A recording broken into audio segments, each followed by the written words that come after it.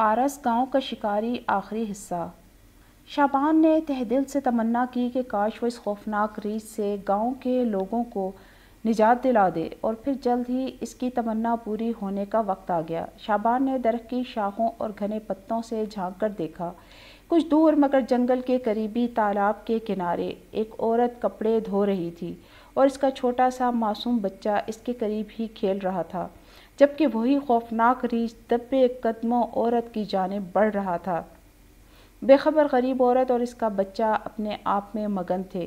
شعبان نے جلدی سے نشانہ باندھا اور ریچھ پر فائر کرنا شروع کر دیا۔ گولی سیدھی آدم خور ریچھ کی موٹی گردن پر لگی۔ اس کی سخت کھال پر سرخ خون دکھائی دے رہا تھا۔ ریچھ زخمی ہو کر غضبناک ہو گیا۔ عورت نے جو یہ منظر دیکھا تو وہ کپڑے دھونا ہی بھول گئی اور چونک کر اپنی پیچھے دیکھا۔ اس کا ننھا بچہ ریچھ کی جانب حیرت سے دیکھ رہا تھا، جو گولی لگنے کے بعد غصے کے عالم میں دھاڑ رہا تھا۔ غریب عورت نے خوف اور بے بسی سے رونا ہی شروع کر دیا۔ وہ اپنے بچے کی طرف لپکنا چاہتی تھی، جو کھیلتے کھیلتے اس سے کچھ دور ہو گیا تھا۔ شعبان تیزی سے درخت سے اترا اور بھاگتا ہوا بچے کے پاس پہنچا اور ریچھ کی دسترس سے دور کرنے کے لیے اسے اٹھا کر مخالف سمت میں دور جھاڑیوں میں بٹھا دیا۔ اب ریچھ نے شعبان کو ہی سبق سکھانے کا فیصلہ کیا اور اس کی طرف آنے لگا۔ شعبان نے بھی آج کا دن اپنی زندگی کا آخری دن تسلیم کر لیا تھا۔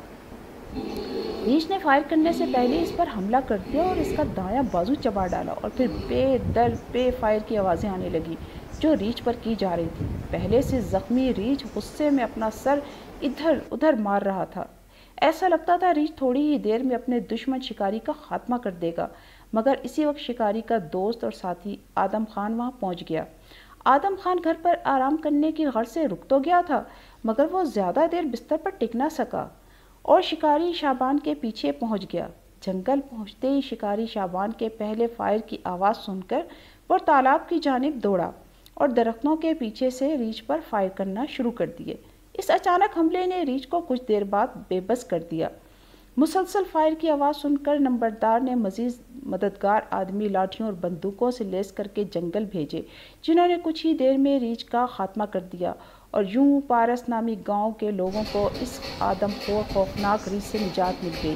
گاؤں کے تمام لوگ نمبردار شکاری شعبان کے بے حد شکر گزار تھے، جس نے اپنی جان پر کھیل کر ایک معصوم بچے اور عورت کی جان بچائی تھی اور ریچھ کو اس کے انجام تک پہنچایا تھا۔ اب شکاری شعبان پورے گاؤں کا مہمان بن چکا تھا، جنہوں نے اس کی صحت یابی تک اس کی خوب خدمت و خاطر مدارت کی، اور اس کے جانے کے بعد کتنے ہی عرصے تک اس کی رحمدلی اور بہادری کے قصے گاؤں کے لوگوں کی زبان پر زد عام رہے۔